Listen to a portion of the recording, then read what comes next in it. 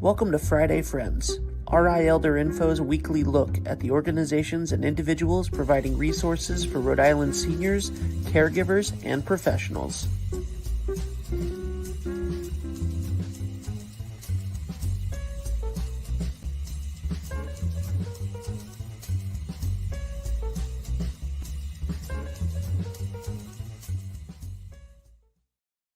Good morning, everybody. Happy Friday. It is 9 o'clock on Friday, and you are watching me, Deb Burton, Executive Director of RI Elder Info, and the host of the weekly show, Friday Friends, where I bring information from individuals that you or someone you know needs to know about. And we are having a really important conversation today with one of my friends from the Rhode Island Office of Veterans Services, Director Kasim Yarn. And it is so important that you hit the like, the share, the bells, the whistles, all those social media cues, because the topic we're discussing today is something that's near and dear to my heart on a personal level. And I know it is for you watching as well. So please help us get the word out by hitting all those social media cues. Now, as you know, we could not do this without the support of our sponsors. So a big shout out to Point 32 Health Foundation, United Healthcare, Oak Street Health, 321 Media, and especially our friends at McCarthy Law. Here's a message from McCarthy Law, and then we will be joined by Director Yarn. Here at McCarthy Law, we practice in the areas of estate planning, long-term care planning, elder care law, and residential real estate. Our focus is really on providing peace of mind to our clients. If you're interested in scheduling a consultation with our office, you can feel free to reach out to us at 401-541-5540. You can also reach out via website at www.mccarthylawri.com. You also should check out our social media, both on Facebook, Instagram, and LinkedIn for some helpful tips and tricks. Hi, Director Yarn. How are you today? Hello, dear friend Deb. How are you, ma'am? Very good. Very good. So you might recall I had an event this summer calling All Veterans Day, and I know that you were not able to join us because you were attending an extraordinarily important conference. Could you please share with everybody what the topic of that conference was and really important information for folks? Well, thank you. So I was at a conference, the National Association of State Directors, NASDAVA. We meet with 50 states and 70 other areas. We support each other by having two conferences a year. We have a midwinter conference that's done in February. We have a summer training conference that's done in August timeframe. Each summer conference, we rotate from state to state. In our winter conference, we focus in the DC Arlington, Virginia area. So that way, a lot of our VA folks are there, and because their offices are literally minutes away. And so, each year we take a different topic and we focus on whether the priorities for our veteran population that we serve. And this year has been mental health. Rightfully so, because we continue to identify resources to connect folks with services, both the veteran and the military family. And with our population in Rhode Island is somewhat unique because we're an aging population relative to some of the other districts in our catchment area. And we partner with the New England. I'm also the vice president for the Northeast District, consisting of 13 states as well. We meet on a subcommittee basis on a monthly basis. And this is where we share success and lessons learned, but also to partner with each other across state lines to better serve each other. And here's why I remember when I took this position back in 2016, it seems like yesterday, and we do what we call a new directors orientation. This is when the new directors that are appointed by the governors to come in on a Sunday morning, first thing, and we get orientation from the other directors. Let's talk about our mission, talk about ways to connect. And there were a couple of things from that initial meeting in 2016 that left a profound effect on me and continues to guide me along my life journey as well. One of which, that there are no borders to cover the serving America's heroes. And we get calls all the time from folks outside the state that may need assistance, and we connect them with services. And we utilize a database that we have of our state directors on speed dial.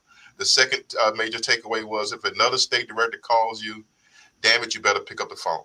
And because Yes. again, we said it, but no, that was the tone that my mentor, Alfie, which I'll share with you today. She's been great in that process. She talked to the point about serving others, and so as a result, I've taken it onto my part of my portfolio, as you know, Deb. And anytime someone calls, my job is to connect them, regardless they're a veteran or non-veteran. I think it talks to a greater need in terms to move the stigma around talking around things wellness, and I as a director taking lessons learned in my own personal wellness, how it impacts to me, but also too how it impact dealing with others, but also to the people that I serve, knowing that we're all in this together, and that in Rhode Island there are no such things as 6 degrees of separation. So in our organization, it enables us to share resources, to take the lessons learned that another state has already embarked on, and to add that to take it, bring it back to wild states, individual states, to take those lessons learned and apply them in an effective way. One of the takeaways were the governance challenge work that we're doing, and to reduce the stigma around suicide and the preventive measures associated with that. But we know it takes all of us. And part of my role is to let everyone understand hey, there's plenty of room at the end, and we love to hear from all of our community partners.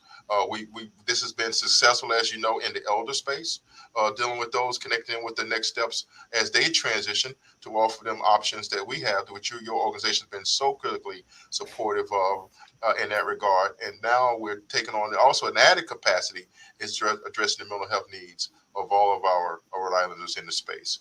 So, pivoting to that is why we've started. We've just completed back in May our third annual Mental Health Call for Action Day. And this is when all of our community partners come together. We take what we've learned from the past and we apply them moving forward. In moving forward, we're taking the needs of our veterans, our families, our youth, our aging population, those living in poverty, to give them resources. And I'm a firm believer my job is not to point you in one direction, is to give you multiple directions, multiple options, because taking the lessons learned, we know that getting help looks different for all of us. So my job is to assist on that journey by helping establish a buffet style menu of options that folks that feels right to them and connect them with services. What makes this mission so special also is by we all have a personal story. We all know someone that's impacted by this.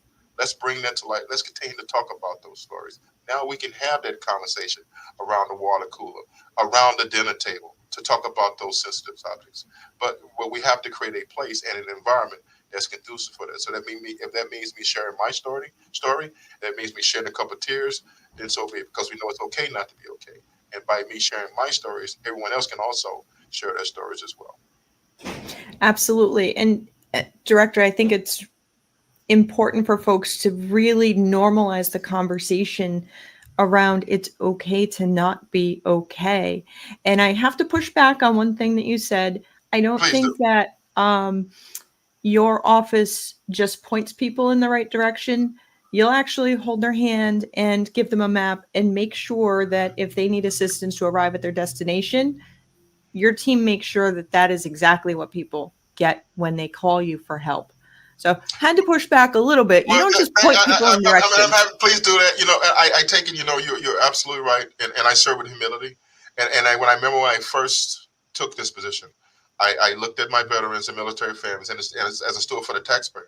There are going to be times when I have to lead as your advocate. There's going to be times when we had to walk side by side together. Hence the holding hand piece along those lines. But there's also too because they're individuals. They serve this nation, their families. They have to do what's best for them, and I got it. So at some point in time, I want them to take the lead in this space. And then when it's time for me to intercede on their behalf, so it really is that those three event horizons, right?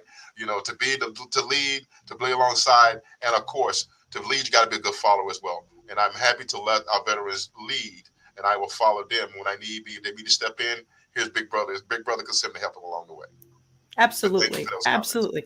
Because it's not, you don't just point folks. I know that for sure. So Correct. I recently learned that the Boston VA health system was doing quite a bit of research in regards to post-traumatic stress for our older veterans, where it is first appearing in later life, maybe after retirement, in those quiet times. Sometimes those demons come.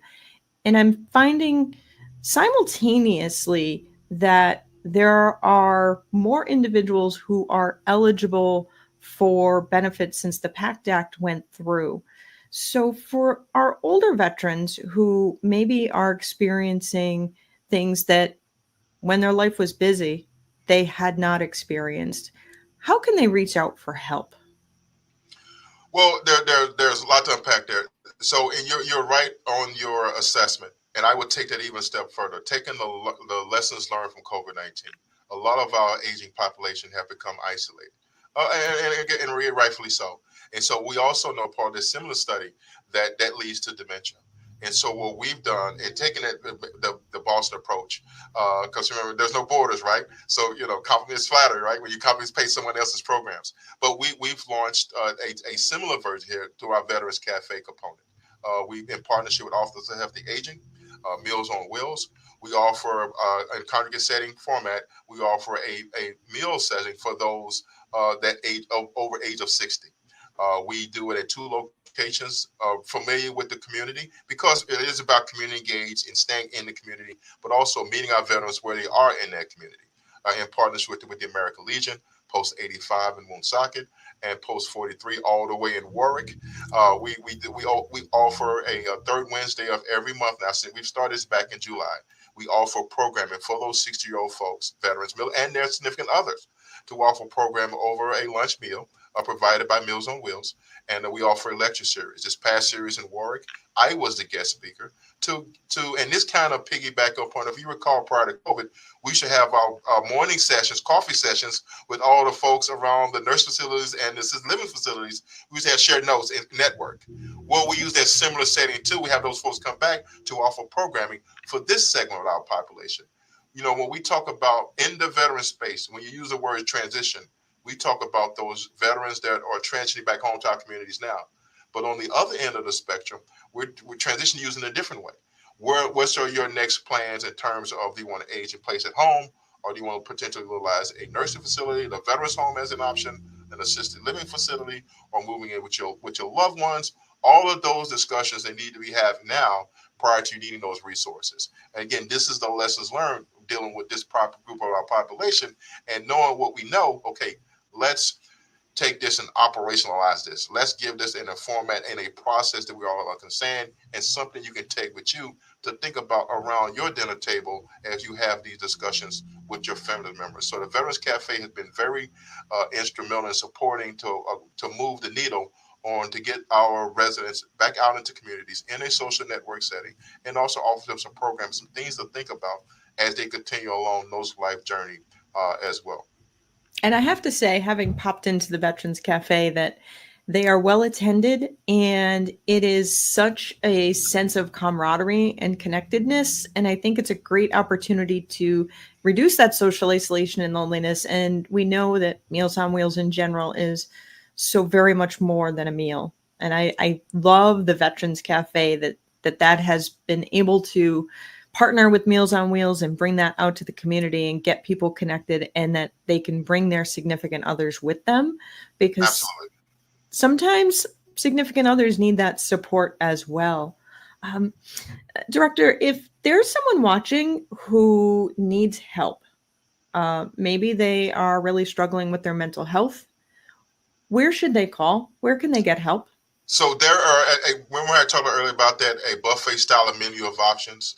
First and foremost, 988, press one if you're a veteran, go automatically clicks you right to the veteran component there too. And that's been so critical in providing services. It's been long, and I give special thank you to our congressional delegation for leading this effort. And special thank you to our partner, my sister agency, BHDDH, for putting this on, making this a priority, and our legislative leaders, to include the governor, regarding making this a priority, budget priority in the administration and with the General Assembly. So again, special thank you to the Speaker of the House and our Senate President for, again, being the champions of this effort. And again, like I said before, it takes all of us in that space. We also have our office, 401-921-2119. We also are available for walk-ins, 560 Jefferson Boulevard, to connect them with services, all the way in Warwick, centrally located.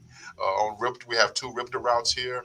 We're right near a block over from the airport, plenty of parking, no issues whatsoever, ADA compliant. We love walk-ins because this segment of our population, we've learned coming out of the old team, this is why we were one of the first offices to reopen our doors for walk-ins, because we know that this segment of our population, the boomer generation, they love walking, they love reading things, they love walking and being having that one-on-one contact. And so, and then in that regard, it was important for us to do that. We also partner with you through our Unite Us platform, putting all of our community service providers in the same network. So it's a virtual platform where we can connect them with services via no wrong door approach. We want to come to your office or my agency, we can connect them with services. It's I feel like many hands make the load light. And so if somebody does have a need out there, they can call 988. It is, I believe, answered locally, but everything is confidential. They can go into your office at 560 Jefferson Boulevard. You're in Suite 206. And you said it so quick, and I don't have it memorized. Sorry, our phone number. Your phone number, yeah. Yes, ma'am. 401-921-2119. 2119. Okay. Yes, I thought I had like an extra one when I was copying for you. And so that's good there. If individuals maybe had applied for benefits in the past, is there an opportunity with your office to explore whether or not that might have changed since the PACT Act to ensure that absolutely, we say if anyone applies for benefits and they get a denial or what have you, please reapply, and our office is standing by to assist. We have veteran service officers who are accredited to help them fill that process. We also have partnered with our federal VA partners, with Director McQuaid and his team at the RO office, at the VBA RO office. We also have partnered with our veteran service organizations like the American Legion, like the VFW, who have accredited VSOs, that we can connect them with services as well. And to put a bow on it, we've also recently launched our CCBACs. These are the Certified Community Behavioral Health Centers. That we have 7 of those that, as of October the 1st, are online as well across the community. Community focus, hence why it's Certified Community Behavioral Health Centers. But it talks to reaching our constituency where they are in the community. And see, that's what I really like about your team, is that you do what it takes to get the people connected where they are in the way that they need to be connected. And I know I promised you something super quick, and I appreciate you taking this time, especially as we're like screaming into Veterans Day weekend. And I've kept you longer, and I really do appreciate that. The work, Deb, your work is too critically important. And then pivoting to Veterans Day, I know we've completed our annual water fire event, which was on the 2nd, was a tremendous success. We had over 100 veterans and family members processing through Providence. Our event, it started at 4:30 with the procession and with the talking points from all of our elected officials. We had our Gold Star family members present. It was truly a great event. So for Veterans Day, for me, it becomes a series of weeks. We're partnering with our local municipalities with the parades, from partnering with our various Elks lodges across the state, the protective order of the Elks, and as long as they're veterans, they're Elks, and I'm happy to support their mission. Our veterans from the Veterans Home, they go participate and go to these various venues as well. So again, I'm so supportive of all 39 citizen towns, making it a priority to serve our veterans, to honor our family members, and your hard work it should be celebrated as well, Deb. And thank you for all those listening. Have a blessed, continue to have as we proceed to Veterans Day. Please participate. Thank a veteran, and thank them for their service, and their family member serves as well. Absolutely. And thank you for your service, Director. And thank you for coming on today. I know it's super busy, and I appreciate your time. Thank you. Deb Burn calls, we come running. Yes, you do. You do. And I am grateful. And the people that we help together are extraordinarily grateful. Everybody, again, it is so important that we understand that it's okay to not be okay. If you or someone you know is experiencing a mental health emergency, please dial 988. If you are a veteran in need or the family member of a veteran in need, don't hesitate to reach out to Director Yarn.